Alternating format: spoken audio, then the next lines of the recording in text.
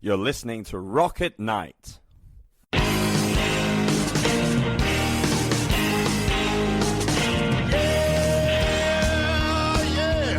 Are you ready? Tonight I'm gonna take you on a little trip. We're going down south by the mighty Mississippi. I'm gonna take you to a place where lights never dim. Bring your mother, your brother, and your best friend. I'm gonna show you where they dance out in the street. They'll tell you all about your body heat. I'm not gonna talk about it, just gonna do it. Get on down if you feel up good. Get on down.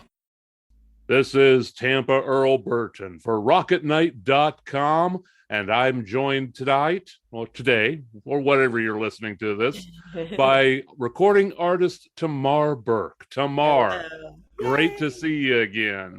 Too. It's been like a year, I It's think. been a little over a year, yes, last year about this time. Yeah. Well, now here's one of the things that I wanted to ask you, Yes. especially with, this is the second record. You've got a lifetime to write your first. Yeah. Then you only have a short time frame to write the second, and it's expected to be as good as the first. Now, considering your first effort was one of the most widely acclaimed independent albums of 2021, how do you top that? That was interesting and actually quite stressful. I will say that there's a few tracks on this album, Start at the End, it's called, that are a little bit older, that I've kept in my pocket for just the right time. So in a sense, there was, let's say, 1, 2, 3 tracks that I had. And 4, the single Your Permission was written, the first single I released was a snippet. It was like a minute, like a sketch of a song that I'd written a long time ago. And I really liked it and kind of blew it out into a full song. But to answer your question, I didn't know that I was going to put an album out so quickly. There's some events that happened, that particularly my father's death, that motivated me to finish the record, because when that happened in June, I was kind of in a mellow way putting some songs together. I wasn't really pressuring myself in any way. When he died in June, at the end of June, June 26th to be exact, I was so lost, Earl. I was just like, I was so depressed and so hopeless. And I just found myself escaping to my little studio here and just kind of writing a lot of lyrics, writing a lot of things. It was cathartic. Yes, and it was also a release and a way of escaping, because honestly, I was walking around a bit like a zombie, and also there's anything could make me cry because I was constantly thinking about him. I mean, he is my best friend. He was my best friend. I mean, I still think of him that way. I mean, and the truth is that you're never going to replace that. And I think the mourning of that, I thought I don't know how to describe it. Only people who've lost somebody that they truly love will understand it. And many of us have. But until you do, it's very hard to understand how your life literally stops, and it's like you before that person's death and you after that person's death. It's kind of how you measure your life. Mm-hmm. And the lyrics were getting a little bit dark but very personal. And then I started to get a little bit obsessive compulsive about releasing it. And I felt like I need to get this out this year. I don't know why. It's not like nobody was pressuring me. I have no record label. I'm an independent artist. But I felt like I need to get this out for myself, for my dad, for my health, for my sanity. And so I did. Did I worry that it was going to be as good? Yes. I was having a lot of anxiety about that, Earl, to be honest, because I know so many people really like the first record. And I was worried because I wasn't sure. It's just a different mood. It's a different Hmm. moody record. It still has my signatures, harmonies and pops, and there's a lot of indie pop, and there's even kind of a couple power pop songs in there. It still has that. Um, and I feel like it has a little for everybody, a little bit for everybody, but at the same time I was like, "Oh, they're gonna hate it." I don't know. I didn't know. I didn't know, and at the same time in my mind I was like, it is what it is. It's what I'm writing right now. Right. It's what I'm doing. Yeah, And I, definitely. yeah, It was one of the things that I noticed about it, and I especially noticed with the video for Your Permission. It yeah, almost seems like that was the many different personalities of Tamar Berk. Is yes, that something that you intended to go for with that? yeah, I did because, sometimes we, can you swear on this or, Yes. okay. Sometimes you go through your day and you kind of feel like an asshole, or you feel like not a good wife, or you feel like not a good person, or you feel like you're bad at your job, or you feel like you don't want to do your job, or you feel like you just want to step out of yourself and just like not have all that on you.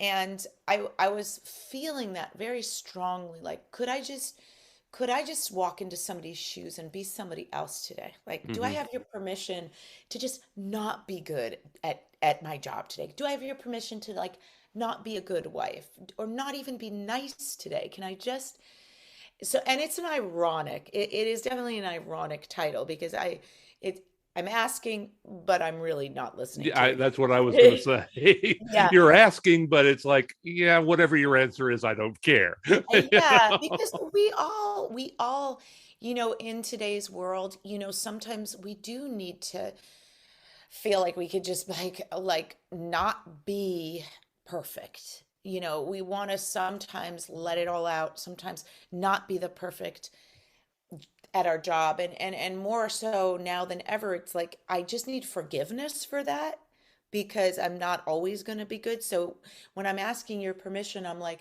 just when you look at me not being good at being me in whatever shape or form that is, just be forgiving Hmm. because everybody has their own thing they're going through in life, and you don't know. You don't know what just happened to them 5 minutes ago, why they just freaked out, um, and so I thought it was I had four different versions of that video, to be honest with you.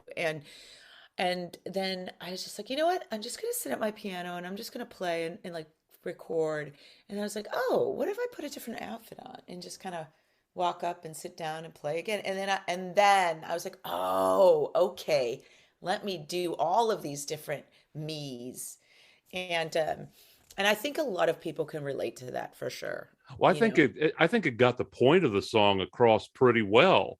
Yeah. That you said, like you said earlier, you're asking for the permission. Not really. This is Right. the way you are, Yeah. Yeah. and you can either accept it or, well, move along. Move along, and but the permission part is like, I'm not really asking your permission, but I want you to understand that like I'm not normally like this. Hmm. Just give me a pass today. Like, Yeah. you know, give a person a pass. They're not always going to be an A plus human, you Yeah. know? And so, yeah, so I was pretty pleased with that, the way that turned out. It was very like off the cuff. Sometimes my best ideas are like last minute.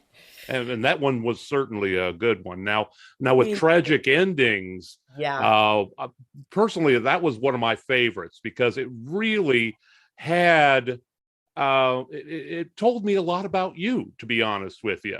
Thank you. It is Yes. something that you've spoken to me about before. You told me like a year ago when we interviewed that you like to start at the end of books and Did read I them. tell you You that? told me that last year. Oh, yes. And you said I like to read the ending to see if it's going to be worth getting there. Yeah. Oh my God. I didn't know I said that. Yes. And it's been sort of a theme as I've gotten older, Earl. I don't know why, but I've gotten a lot more. Maybe as you get older and you have a kid, your the worry about bad things happening, and then COVID, the worry about death, or that's all around, the worry about um, not being prepared for things and in the world that's happening, oh, I need to, like, I don't know, I'm not saying I'm a doomsday prepper, but maybe mentally I am, and I hate the idea of just like I need to mentally be prepared for things. And after my dad died, I was so I just really did not know how to deal with that. And I had a bad feeling about it, but I wasn't prepared. And many times you're never prepared. And so the song was already part of my personality, needing to know the ending before things start so I can be mentally kind of like engaged and prepared for what the worst case could happen. And at the same time, it's like, you know, start at the end. The whole album's theme is, you know, sometimes the endings are new beginnings. Sometimes the endings are, well, all endings have a beginning of some sort. It's a cycle of life. It's a cycle. All living beings have cycles, and so existing is a cycle. And I don't know. I felt like, well, my dad's life is over. How do I start again? And I wasn't prepared for it. No one could prepare you for that. And yet I also carry with me this kind of OCD, like psychotic, like I'm so nervous and anxious about all kinds of things. Like I can be in a car, Earl, and be like so paranoid driving, like, okay, that car is gonna like go in our lane. And I don't know if you're like that, or maybe some people, your listeners, are like that, but like I can see the video game of cars crashing. Yeah. Some people really live with those sorts of things, and I'm one of them. So I think the theme of that is like, I just need to know at this point in my life, like, just tell me where this is going Yeah. so I can be ready for whatever. Well, You I know? think that's really important too. In fact, with a lot of your music, is the factor that you are coming from a wealth of experience, a background of a lot of crap has happened to you, Yeah, yeah. and you can hear it in the music, and that way when you comment on it, it gives it a little bit more gravitas. Thank you. Yeah, I try really hard more than now than ever to be a little bit more vulnerable. It is hard. There's a song on this record I almost didn't put on. It's the one about it, like directly about the death of my dad, and it's called I can't even think. You Already Knew, and it's very vulnerable. And my friends were like, you got to put it on. But that's the thing. It's like if you don't, then the human experience that you're trying to share with others may be lost. Because I do listen to a lot of music, and I try to listen to a lot of new music. And you too, Earl, you get music probably sent to you all the time.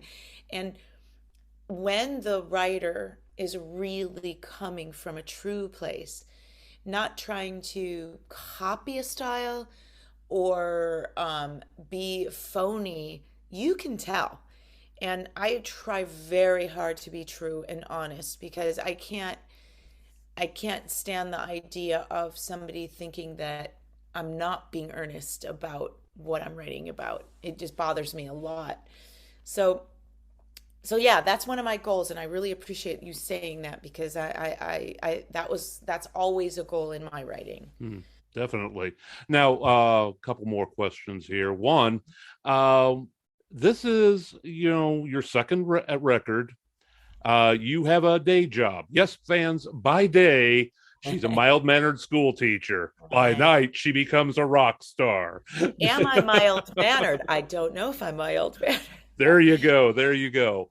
Wow. What is it that keeps you going with it? Do you want to be that rock star, or do you want to be the school teacher?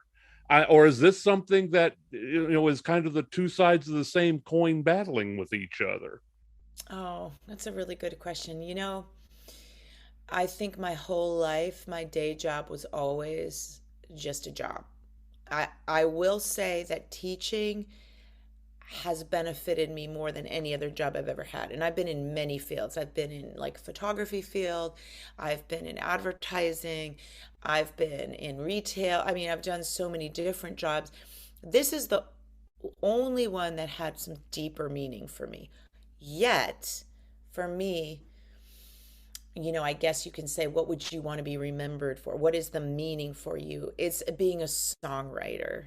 So for me, that is the thing that keeps me going. If am respected as a songwriter and feel like people really like my songs, because I'm not like a Mariah Carey. I am not a singer. I'm not your typical, singer that goes around and riffs and does these, that's not me.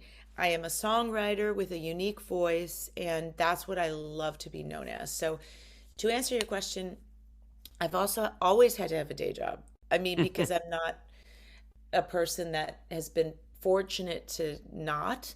And then also, I think it's important to not be isolating yourself as a songwriter, like being in the world and experiencing the world and being part of the world without just isolating yourself is really important. Living your life and being part of humanity, I suppose. I mean, I'm getting kind of deep, but you know what I mean? Yeah. Hmm. Yeah. Now, and I probably should have asked this question before I asked the last one, but you actually left the comfort of your home there and went to Chicago to record this new album.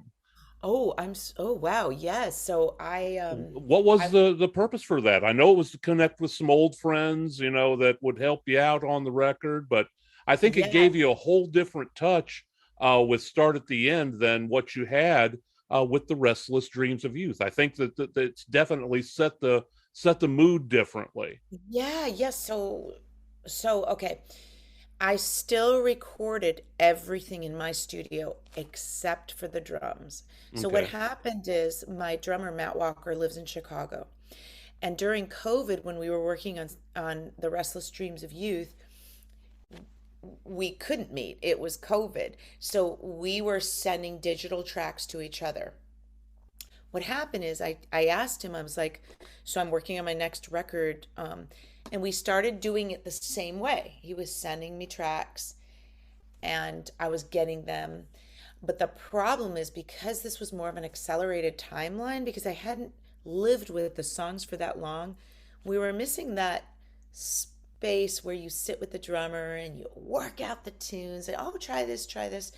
So it wasn't coming together as smoothly for either of us in terms of like what we wanted the drums to do.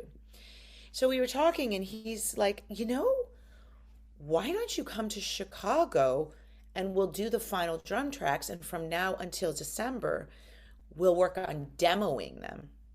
And I was like, that's a great idea. So he'll be in his home studio kind of demoing them without worrying about the tones and the sounds. And then when I flew to Chicago, all we did was drum tracking. And so everything else was already recorded. And so when I got back from Chicago, all we really need to do was mix. Mm, And so in many ways, most of the record was done, but of course the drums are the most important of part, course. and Yes. the vocals, because the drums set the whole tone. And Matt's just an amazing drummer and a talented human and a musician and a composer. So all of those things were at play as well. Definitely.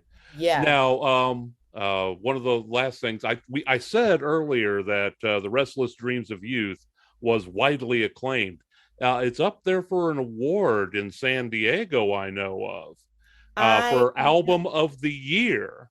and pop album, best Yes, pop album. I I and I I know. you just I didn't even wow, send it. yeah, I didn't even send it in. I think somebody told somebody, and somebody got it. And then I got this email that was like, can you be on this San Diego music show? And so I was filmed playing two of the songs, and the person who does that show his name's Bart Mendoza. He was like, I love this record, and I work on the San Diego Music Awards. I'm going to, submit it for you. And I was like, because I really didn't know many people in town. Yeah, that's one of your pick jaw up off the floor. Thank you. Yeah. So he submitted it, and then and yeah, so I don't know if I'll win, but I get to perform 2 songs, so I'm really excited. It's next Tuesday. That's going to be cool. Yes, yes. Although I'm not. I would say I still have a little bit of stage fright in this kind of band situation where I'm the leader. So I've been in so many bands where I've been, not since like the 90s, I guess, have I been in front.